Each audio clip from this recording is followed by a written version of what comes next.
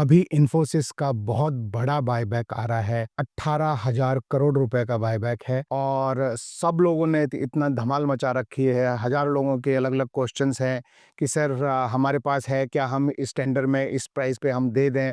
मेरे पास इन्फोसिस के इस समय 800 शेयर हैं और मैं इस टेंडर बायबैक में अपने शेयर टेंडर नहीं कर रहा हूँ। तो पहले मैं आपको ये दिखाता हूँ कि ये मैं क्यों टेंडर नहीं कर रहा हूँ, क्योंकि मुझे इससे नुकसान होगा अगर मैंने टेंडर किया तो।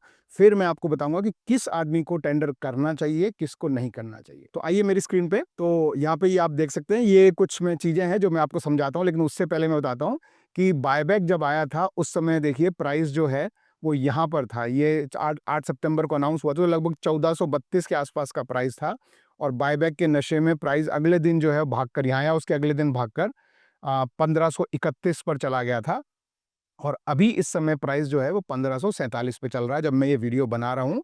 तो हम अभी यहाँ पे ये डिस्कस करते हैं कि क्या आप अभी खरीद के बायबैक में आप 1800 रुपए में देना पसंद करेंगे या करना चाहिए?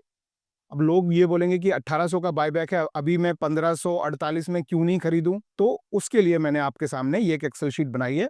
ये मेरा एग्जाम्पल है, आपके लिए भी किस स्पेसिफिक उसमें आप पढ़ते हैं तो आपको करना चाहिए, अदरवाइज नहीं, ये मैं समझाता हूं। तो देखिए, सबसे इंपॉर्टेंट चीज है कि एक रूल चेंज हुआ है 1 अक्टूबर 2024 से। ये समझ लेना जो बायबैक पे लगता है। रूल ये है कि 1 अक्टूबर 2024 के बाद जो भी बायबैक है, आई थिंक ये पहला बड़ा बायबैक है, उसके बाद अपनी आईटी कंपनीज जो बायबैक करती हैं उनमें, तो वहां से रूल ये चेंज हुआ है कि जितने भी शेयर आपने टेंडर किए और जो एक्सेप्ट हो गए, ठीक है, और उसका जो पैसा आपको आया, पूरे शेयर का टोटल अमाउंट जो है वो डिविडेंड की तरह ट्रीट किया जाता है। समझिए, जैसे मान लीजिए अगर मैं 800 शेयर अगर मेरे पास है अभी और जिसका करंट भाव आज के भाव जो है वो 1548 रुपए चल रहा है और मैं इसको टेंडर करता हूं, तो मैंने लगभग 12,38,000 रुपए के शेयर टेंडर किए और मान लीजिए कि उसमें से 10% एक्सेप्ट हो गए।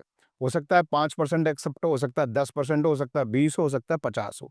यहाँ 10 मान रहे हैं, मैं आपको 20 के एग्जाम्पल से भी मैं समझा दूंगा। तो आपके जो है वो 123,800 यानी 1,43,840 के हिसाब से जो है वो आपने मतलब ये आज के भाव में, इस पे मैं क्लिक करूं तो आज के भाव में इतने का आपका शेयर है। मान लीजिए आपने आज खरीद के और 1800 में जो है टेंडर कर दिए, तो इतने में आपकी खरीद हुई और इतने में आपका जो है टेंडर प्राइस जो कि जो जो 1800 रुपए है, तो वो आपका इतना एक्सेप्टेड हुआ आपका है। और ये भाव से कितना ऊपर है, 18% ऊपर है, तो आपको जो है इतना एक्सेप्ट हुआ और इतने का आपको बेनिफिट हुआ। तो आपको बेनिफिट हो गया 22,291 का। ठीक है, अब ये बेनिफिट आपको अभी कागज पर दिख रहा है, लेकिन टैक्सेशन के हिसाब से समझिए, मेरे ये जो 800 शेयर है ये सालों से है। तो यानी इस पर अगर मैं आज ये शेयर ऐसे कैसे बेचता हूं, तो मुझे सिर्फ long term capital gain tax लगेगा जो कि 12.5% है।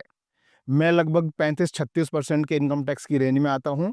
तो 35-36 इनकम टैक्स देना और वो पूरे अमाउंट पर, मतलब पूरा जो सेल अमाउंट है, आप समझ रहे हैं, ये आपने जो टेंडर किया उसमें अगर 10% की एक्सेप्ट रेट है, तो आपका जो टेंडर है वो इतने अमाउंट का एक्सेप्ट हुआ है, तो इतना पैसा 146,131 मेरे खाते में आएगा, उसमें से इतना प्रॉफिट होगा। लेकिन मेरे को इस पूरे अमाउंट पर लगभग 35%, वो कैसे होता है? तो अभी देखिए, ये जो अमाउंट है पूरा, ये वाला अमाउंट, इस पूरे अमाउंट को डिविडेंड इनकम माना जाएगा। समझ रहे, प्रॉफिट को नहीं, पूरे अमाउंट को डिविडेंड इनकम माना जाएगा और मैं उस पर 30% जो है वो टैक्स दूंगा। उसके ऊपर मेरे केस में 15% सरचार्ज हो सकता है, आपके केस में ये 0 हो, और उसके ऊपर 4% सेस सबको देना पड़ता है। तो ये जो है, ये जोड़ के आप देखिए कि ये अमाउंट मेरे पास आया 1,46, उस पे मुझे टैक्स देना है 52,000, प्रॉफिट हुआ था सिर्फ 22,000। तो अभी आप देखेंगे, अब इसमें देखो, ये डिविडेंड काउंट हुआ, लेकिन जो लॉन्ग टर्म में से आपने जितने शेयर दे दिए उसका आपको लॉन्ग टर्म कैपिटल गेन में लॉस भी हुआ। तो ये देखिए, शॉर्ट टर्म हुआ तो आपको 20% लगेगा यहाँ पे। ये मैंने लॉन्ग टर्म के हिसाब से लिखा हुआ है, इसको मैं लॉन्ग टर्म कर देता हूँ यहाँ पर। तो लॉन्ग टर्म है तो आपको जो है वो इतने का बेनिफिट मिलेगा, यानी कि आपने ये इतने के आपने खरीदे, उसमें से 12.5% का आपको जो है वो बेनिफिट मिलेगा, लेकिन 30% या 3.5% 30.5% या 35% मेरे केस में उतना आपको जो है वो देना पड़ेगा। तो इफेक्टिवली मुझे प्रॉफिट इतना हुआ, टैक्स मेरे को इतना देना है, इतने का बेनिफिट, और तो इफेक्टिवली मेरे को नेट प्रॉफिट जो है वो नहीं हुआ है, मेरे को लॉस हुआ है। लेकिन यदि आपके केस में सरचार्ज जीरो है मान लीजिए, तो भी आप लॉस में जाते हैं। आप प्रॉफिट में कब जाएंगे? जब आप उस टैक्स स्लैब में आते हैं कि आपको टैक्स जीरो पड़े, तब ही आप प्रॉफिट में आएंगे। अदरवाइज आप जो है वो आपके लिए ये लॉस मेकिंग प्रोपोजिशन होगा, क्योंकि 1 अक्टूबर 2024 से जो पूरा अमाउंट जितना आपने टेंडर किया उसमें से जो एक्सेप्ट हो गया, मान लो 1 लाख का एक्सेप्ट हुआ, तो पूरा 1 लाख, चाहे उसमें आपका प्रॉफिट आपने 80,000 में खरीदे थे, 1 लाख में बेच दिए, 20,000 का प्रॉफिट हुआ, तो डिविडेंड 20,000 को नहीं माना जाएगा, पूरा 1 लाख को डिविडेंड माना जाएगा। और उस पर आपके टैक्स स्लैब के हिसाब से टैक्स लगेगा, जो मेरे केस में 35% है, आपके केस में हो सकता है 30% हो, किसी केस में और कम हो सकता है, किसी केस में जीरो भी हो सकता है। तो अपनी इस तरह की कैलकुलेशन करके देखना, जिनके केस में जीरो हो रहा है उनका यहाँ पे जो है लॉन्ग टर्म में जो लॉस हो रहा है वो नहीं होगा, लॉन्ग टर्म में या शॉर्ट टर्म में जो भी, क्योंकि यहाँ आपको प्रॉफिट हो रहा है, तो वहाँ पे आपका जो लॉस होगा वो आपको वो मतलब उसका राइट ऑफ नहीं मिलेगा।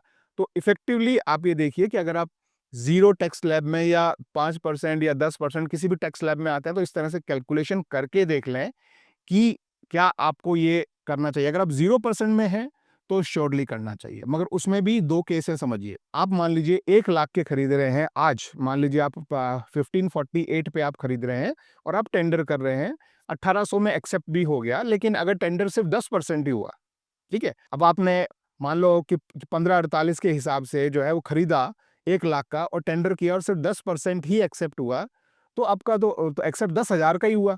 अब 10,000 में आपका प्रॉफिट हो सकता है 18%, अभी प्रॉफिट चल रहा है मोटा मोटा, अभी तो और कम हो गया, 16-15 के आसपास हो गया। मैंने पहले बनाया था तो 18% के आसपास था। अब 18% भी प्रॉफिट मान लें, तो 10,000 में अगर 18% प्रॉफिट है, तो वो तो आपका सिर्फ कुछ मोटा मोटा 1,500 रुपए के आसपास हुआ। आपने 1 लाख का खर्चा किया और 1,500 का प्रॉफिट निकल के आया, और पता लगा कि जो आपका जो 90,000 रुपए था उसका प्राइस गिर गया नीचे, क्योंकि जब वो टेंडर का टाइम जाएगा तो प्राइस थोड़ा गिरेगा, क्योंकि लोग टेंडर में देने के लिए खरीदते हैं। तो ये आपको जो ये स्पाइक यहाँ से यहाँ जो स्पाइक आई है, ये वो टेंडर में खरीदने के लिए स्पाइक आई है कि लोग जो खरीद रहे हैं ताकि टेंडर में दे देंगे। कुछ लोग इसको इसलिए खरीदते हैं कि भाई मेरे पास बहुत सारे पड़े हैं, मैं इधर कुछ खरीद लेता हूँ और इसमें से कुछ मैं टेंडर में दे दूंगा, थोड़ा बहुत जो जाएगा उसकी भरपाई मैं कर लूंगा। लेकिन आम आदमी को अगर यहाँ से खरीद के और टेंडर में देना भी है, तो 5-10% ही एक्सेप्टेशन रेट होती है। तो उसमें ऐसा ना हो कि वहाँ आपको 18% प्रॉफिट मिले आपके 10,000 पे, और या 90,000 पे आपका 5% गिर जाए। तो वो भी आपको ध्यान रखना है, टैक्स के हिसाब से भी आपको ध्यान रखना है, और इस तरह की अपनी एक्सेल शीट में कैलकुलेशन ज़रूर कर लें। और ये एक्सेल शीट आपको चाहिए हो तो कमेंट में लिख देना, I will be more than happy to share it. तो आप अपना खुद का बाइंग प्राइस डाल सकते हैं, कितने शेयर है आपके पास वो डाल सकते हैं। लॉन्ग टर्म है तो आप या 12.5% रखें, शॉर्ट टर्म है तो इसको 20% जो है कर दें। आपको लगता है 10% एक्सेप्ट रेट नहीं होगा, 20% होगा, तो आप इसको 20% करके भी ट्राई कर सकते हैं। आपको लगता है कि नहीं मेरे को 1548 की बजाय मैं 1400 में लूँगा, तो भी आप देख लीजिए, मैंने 1400 कर दिया है, 20% कर दिया है फिर भी, और ये मैंने यहाँ पे ये 0% भी रखा हुआ है। मेरे केस में ये 0% नहीं है, मेरे केस में ये इस अमाउंट का जो है 15% है। तो मैं कितना भी मतलब मैं किसी भी प्राइस पे खरीद लूँ, आप देखिए मुझे लॉस आएगा, तो मैं अभी खरीद ही नहीं सकता, क्योंकि मैं जो भी खरीदूँगा, मैं उस पे टैक्स ज़्यादा दे दूँगा। मान लो मेरे को हाफ प्राइस पे भी अगर मिल जाए, मान लो मुझे 750 रुपए पे भी अगर मुझे मिल जाए, तो भी मैं जो है टेंडर नहीं कर सकता। टेंडर करने में मुझे लॉस ही होगा। तो ये बहुत इंपॉर्टेंट चीज़ें हैं, जो आप लोगों को थोड़ा-सा ध्यान रखनी है। तो जिस भी रेट पे आपको मिले, अगर आप 0% टैक्स स्लैब में आते हैं, तो आपके लिए बेनिफिशियल है। उससे दूसरे में आते हैं, तो अपनी इस तरह से कैलकुलेशन करके देख लें कि आपको कहीं टेंडर करने में नुकसान तो नहीं हो रहा है। आई होप ये वीडियो हेल्पफुल था। हेल्पफुल था तो एक थम्स अप ज़रूर देना और चैनल को सब्सक्राइब करना। Thank you. बाय-बाय।